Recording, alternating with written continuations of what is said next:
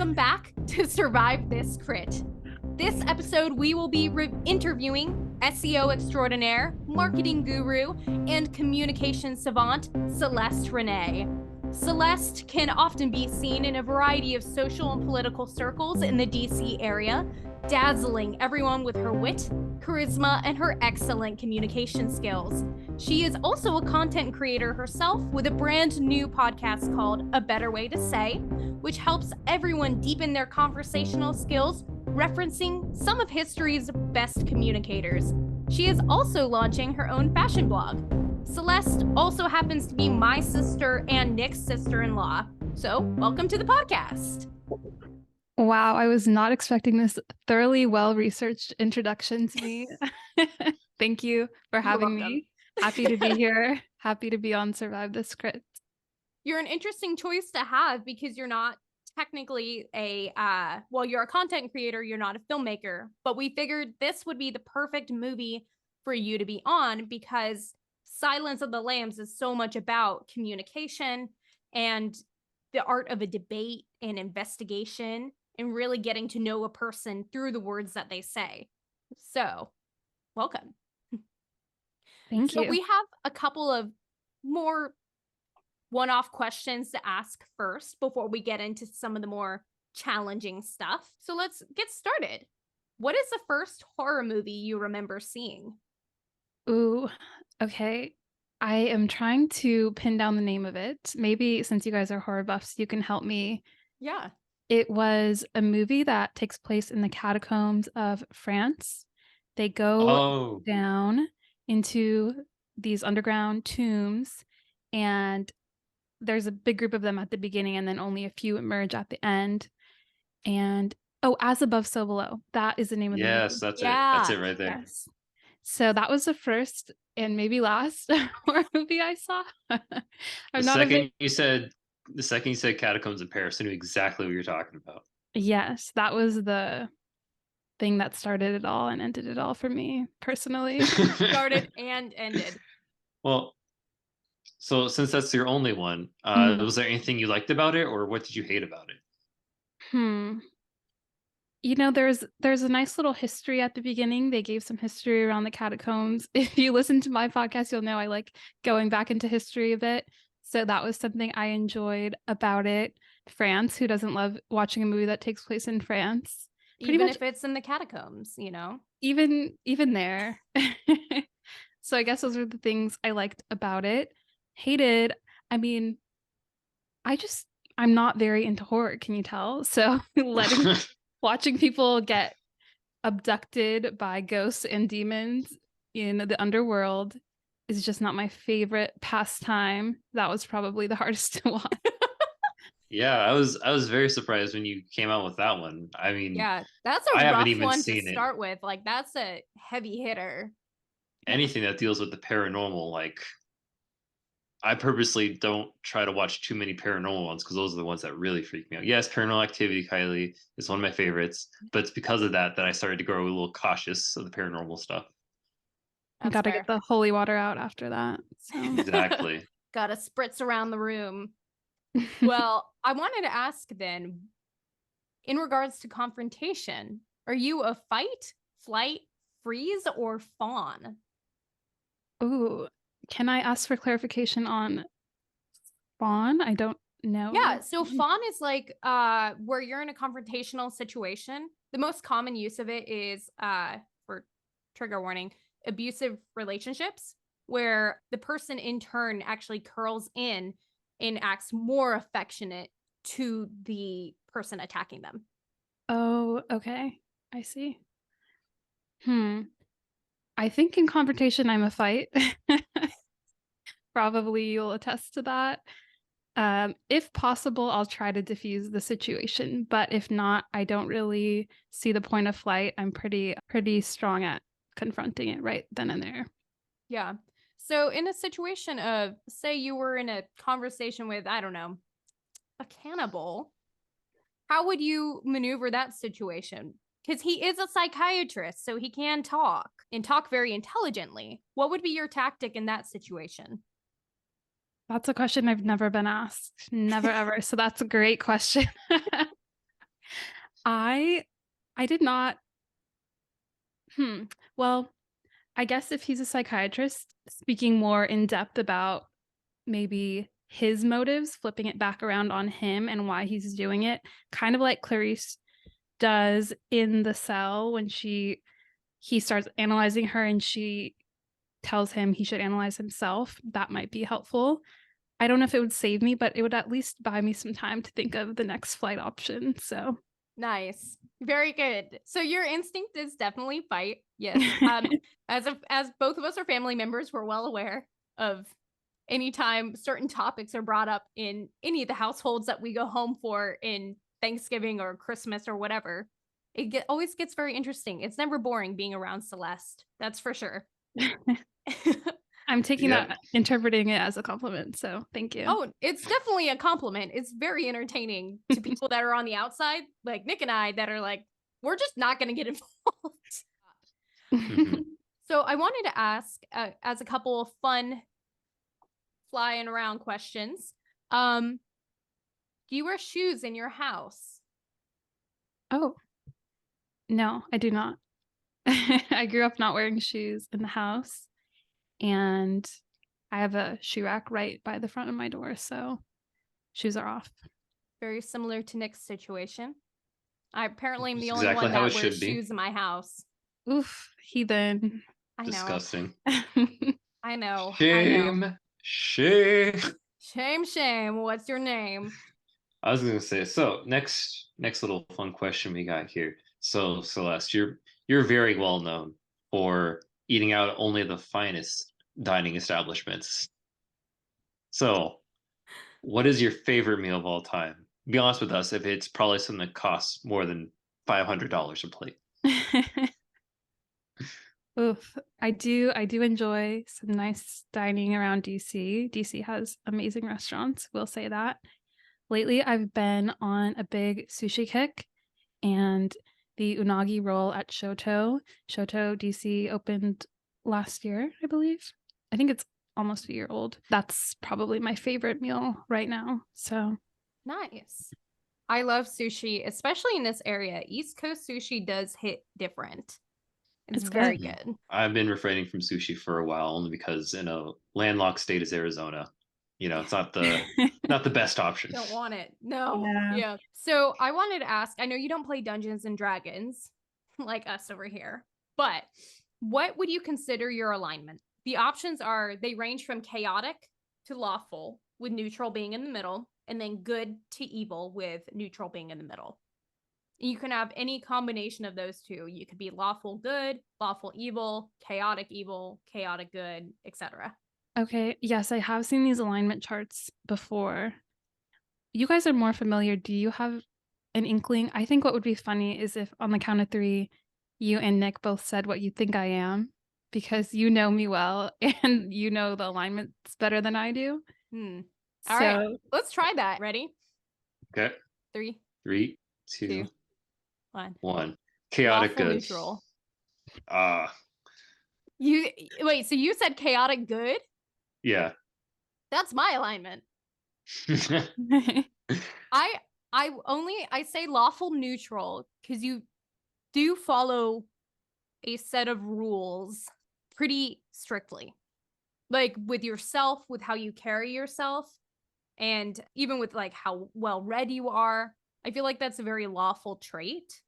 And I say neutral because any harm that happens is unintentional, typically, unless you're winning a debate and just like smearing the floor with their remains in a debate. Okay, so I'm not good enough to be on the good, but I am neutral. Yeah. But well, Nick thinks I'm good. My reasoning for saying that Celeste is chaotic good. So good because I don't perceive her as someone who is motivated by selfish means most of the time. I would believe that she has a higher order of which she answers to for the sake of good. So she's got that, what's the phrase? Altruism, maybe? But I do see her causing chaos amongst others with her quick wit. Especially if she were to say go up against a group of enemies, she would use that to create chaos amongst them by pitting them against themselves, using a few choice words here and there. to create doubt amongst the team. Well, she is an expert on saying the right words at the right time, even if that means destroying her enemies, which is a great segue into our psychology of controlling a conversation, which is a big reason why we have you here. Hannibal Lecter, the psychiatrist and cannibal, he is known for being psychologically ahead of his conversational partners. So I want to get some tips from you on how we can be, believe it or not, a little bit more like Hannibal and be psychologically ahead of our conversational partners.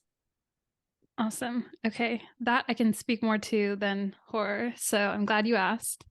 Yeah, I think that one thing he does really well and a powerful tool we can take from Hannibal that is nonviolent is the ability to frame the conversation or reframe it if it's not supporting us. So in the scene where Clarice goes to visit him in prison, and she wants him to take the questionnaire, he doesn't do it. He starts analyzing her. He accepts the paper, but immediately turns it back on her and doesn't actually fill out the questionnaire.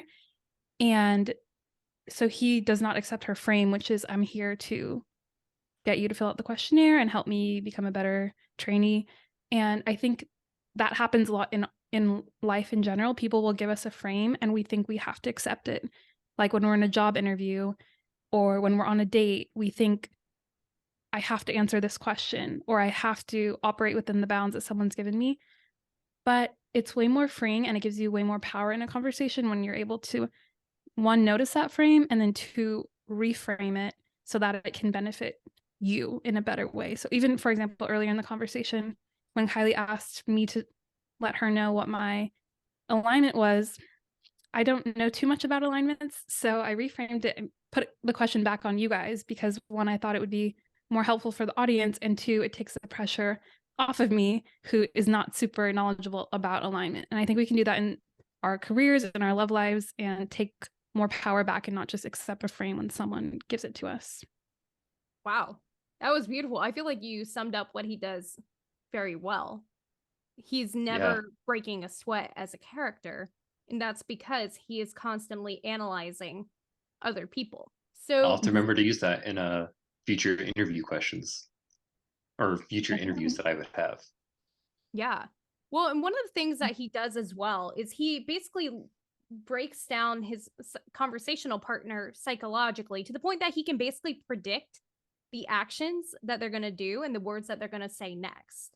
So do you have ideas on how we could do that as conversationalists as well to be more like Hannibal? Yeah, that I would say that's a very impressive skill that he has. I think it's difficult to predict someone's exact actions, but you can use their words and mannerisms to get insights on how you can be more persuasive to them. So, for example, if someone is using a lot of hedging language, like they say just or you know or kind of a lot in their conversation, you might be able to pick up that they're not sure, they're facing uncertainty, and that gives you room to think, okay, I have room to persuade this person. What areas are they speaking with these hedging words where I'm able to like wedge my way in? Or opposite, if they're using a lot of absolutes when they're saying this is not going to happen or there's no way that XYZ, then you know, okay, this person has a mental block. Let me go back and reframe it and ask them. Maybe I'll even bring the frame out into the open and say, what's your goal in this conversation? Because this is my goal, and you can work from there. So Hannibal obviously is very good at analyzing people down to a core kind of Sherlock level detail analysis of them, but we can use words, mannerisms, and just pattern recognition to at least get into somewhat of that zone. When you brought up pattern recognition, I feel like patterns are something that humans bring up very often, whether it's in how they speak, even down to the rhythm in which they speak. Could you give us a couple more examples on possible patterns to look for if we're outside of absolutes and outside of hedging words that we could look for when we are in a conversation with somebody that we want to win the game of mental chess?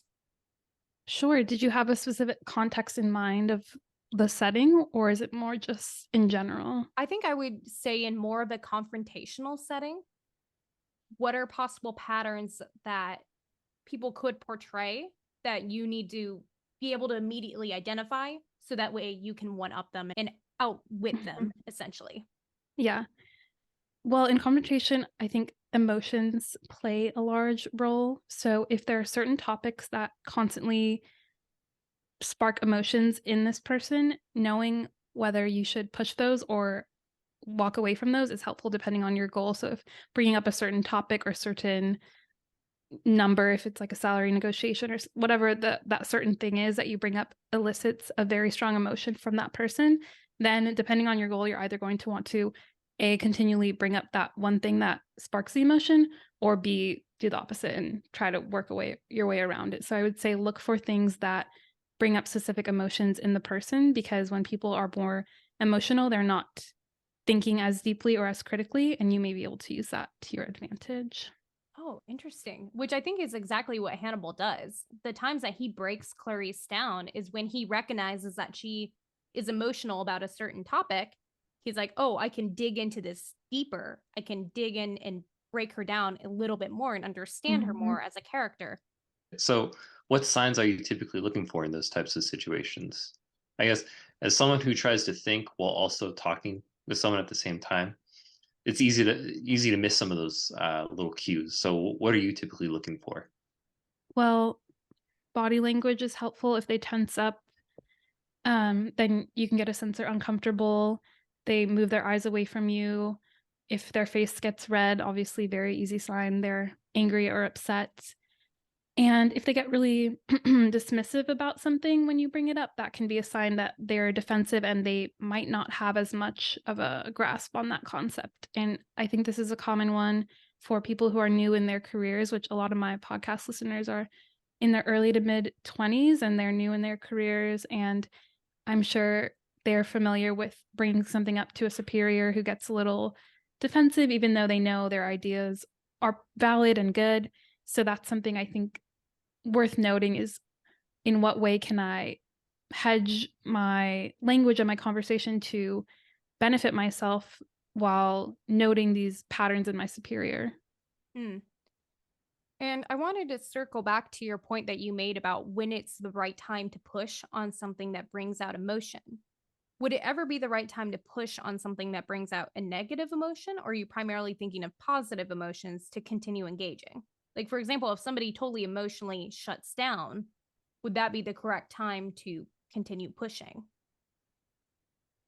It's pretty situational, I will say, so it's hard to give a general good rule of thumb.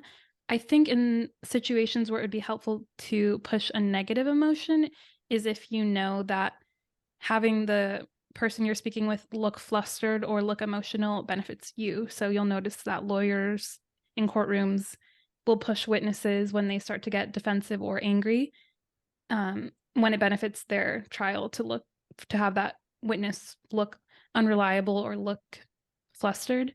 Yeah. So that's something that can be helpful in specific contexts, not always. Often you probably, want everyone to be calm or more amiable, but in certain situations, it could help you to have the other person look like they're not in control. Yeah, that's brilliant. I mean, I guess you're right in the sense that there's a lot of variety, but you can use it to your advantage. I guess I would always feel bad about hurting someone's feelings to a certain extreme. But I wanted to also ask, because you did debate in high school and you actually would debate my husband in class. Can you From tell time us to a little time, bit about yeah. those skills specifically outside of specific confrontation into more of a debate-like setting? Well, first, I want the record to reflect that Josh and I are on good terms and we don't debate that much anymore. But when you say rules within a debate setting, what specifically do you mean? So, I mean, almost more in the setting of debating for sport rather than for large stakes like a salary or something like that, where this is more in almost like a classroom setting for students who are in school versus I'm negotiating my salary and I have to get this. So just like helpful tactics for when you're debating for sport? Yeah. Okay.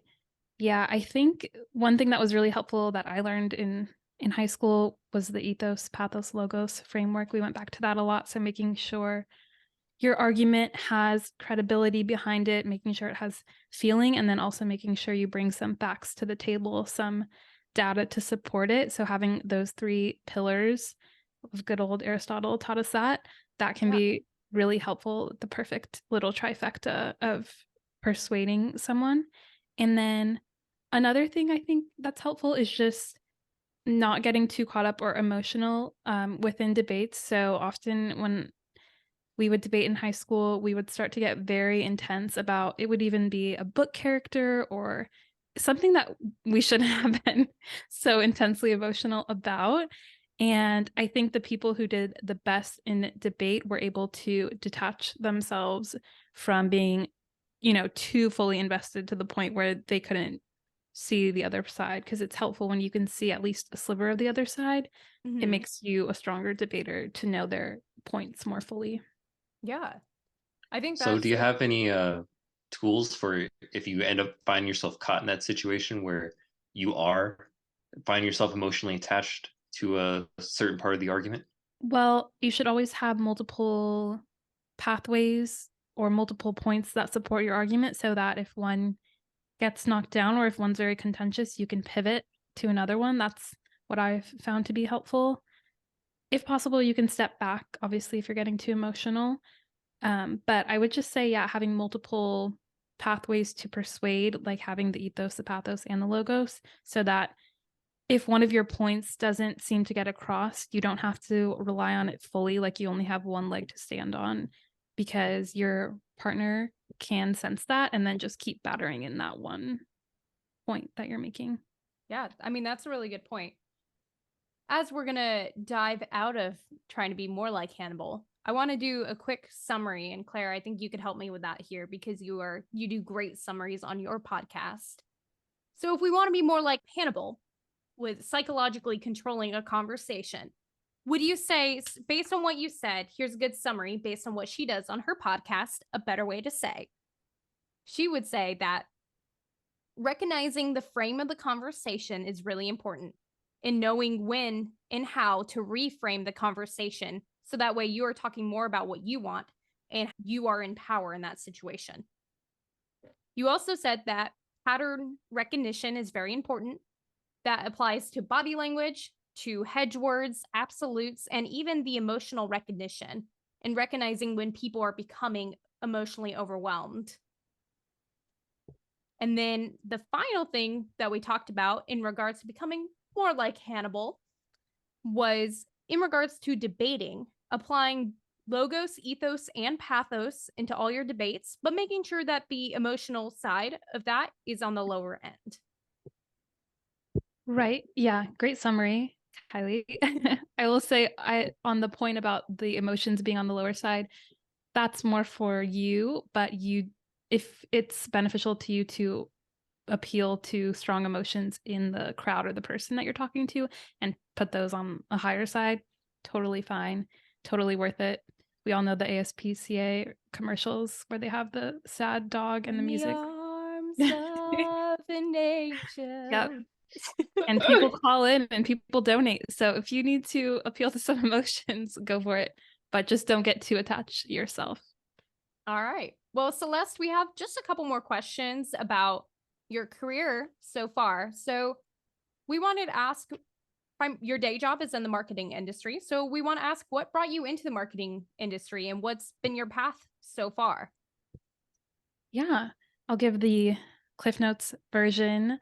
My first foray into marketing, actually, funnily enough, started on a podcast. I was a podcast editor in college. And I did not know that. yeah, I edited a podcast for a long form content creation company, and they wrote a lot and did SEO services. And the podcast focused a lot on SEO, which is what initially got me interested in that realm of digital marketing. So that was my introductory phase, I guess, into the world. And then I also did a lot of brand partnerships, brand ambassadoring for really large companies. So I worked with Keurig and Listerine and just a bunch of national brands. And I was a brand ambassador for them, which got me interested in stories. All the brands are trying to tell compelling stories and trying to communicate with a specific audience with a very limited amount of time to catch their attention. So that's something I think we all have to do, is work with limited time to be able to compel and speak deeply to people. And that's what large brands are trying to do, but also what we are on an individual level trying to do every day.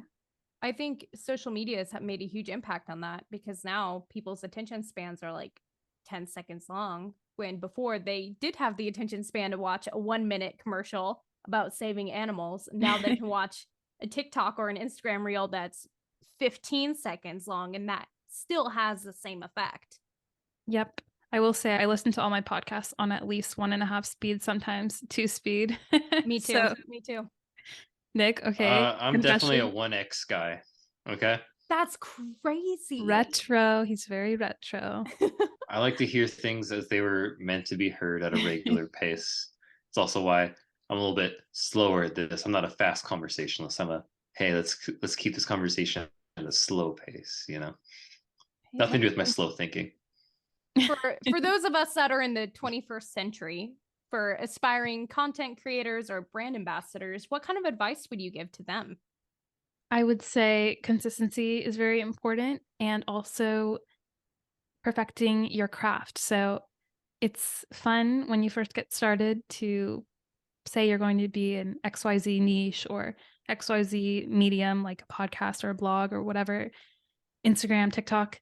But the people who tend to do well, or who I project to do well in the future, are going to be the people who keep nourishing their minds and getting better at their niche, so that they're saying something that not everyone else is saying. So studying that, like actually studying whatever you're teaching people, so that you're getting better, pouring into yourself, reading, listening to podcasts, connecting and networking with people in that space, so that you are bringing something of value and you're not just copy pasting from what a lot of other people in the space are saying. I think that's going to be really helpful when things get saturated, which they can tend to be. Yeah. Things can, I mean, we have so many resources now. Like, we have hundreds and hundreds of horror podcasts, or hundreds and hundreds of conversational podcasts. It's all about making it different.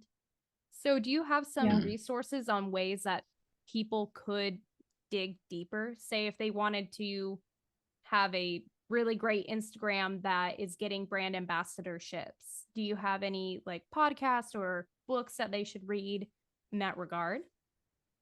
I mean, there are a ton, kind of like you said. It really depends on what your goal is. There's pretty much a coach or a niche or a YouTube channel for everything. So for me in the conversation space, I like taking courses. I take courses through an online platform called Ultra Speaking that helps me become a better speaker.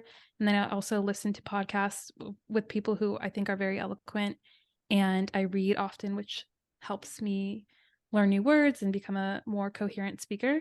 But whatever the niche is, I'm sure there are resources. I'm sure you, for film, have things that you watch and listen to try to sharpen that too. Yeah, absolutely. I think also for me personally, a lot of it is just doing it and figuring it out as I go. That tends to be my methodology. Yeah. You just go and do it. See what happens. That's but a good I like one. the idea of adding a little more research behind it. Yes. Be a doer, not just a thinker, though. That's important. But I like that analogy, or that imagery, of just building it as you go. I was speaking to a man recently who built multi-million-dollar business from the ground up, and he was saying, I didn't even know what I was doing half the time. I was just putting the wings on the plane as we flew. And I'm just like, that sounds dangerous. But it's also true. You learn the most when you're in the thick of it. So yeah, absolutely.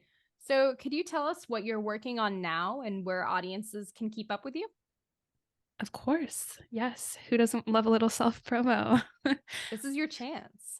I'm currently working on the podcast, A Better Way to Say. That is my baby at the moment, and it's geared towards leveling up your communication skills. So I'm working on episodes all around building up your confidence in conversation and becoming a more persuasive speaker.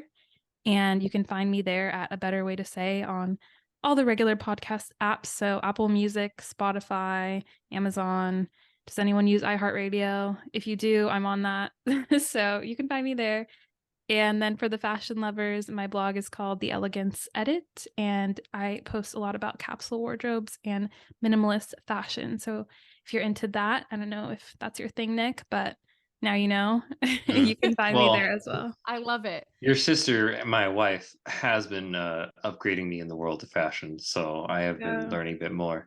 And to add a little bit of a promotion to Celeste's podcast, I just want to say I've only listened to the first 2 or 3 episodes, and already I'm trying to take those lessons and apply them to my regular life, and even prepare for future job interviews that I might have. And I do find that those lessons are helping me out. So Yeah. they are and useful tools. even from the filmmaker perspective, you know, with the line of work that I do, I really loved your episode about the art of storytelling. I think a lot of those were really good reminders of things that we need to be doing, because recently I submitted my first pitch for a TV show, and like that thank you. A lot of that was reminding myself of how are we telling the story and trying to take into what you said, not giving too much detail away, especially on something like a pitch deck where we don't want somebody to just take our work and run with it, but we want to give a good picture of what we're saying without giving too much away. So yeah, your podcast is even helping people in the filmmaking industry like myself. So definitely take a listen to A Better Way to Say and check out her fashion blog. So we'll make sure to link those in the show notes so everybody can check it out. Yes, And I'll have to get you two on the podcast when I start doing interview episodes. I will have you on, and I'll obviously, you know, edit it to fit your niche a little bit, but yeah, it would be great to have you guys on in the future. And I'm glad you're listening to it, glad you're liking it. New episode just dropped recently on how to be charming, where we study Cleopatra. So that's ready for you as well. That is so exciting. Something I'll definitely be ready to use.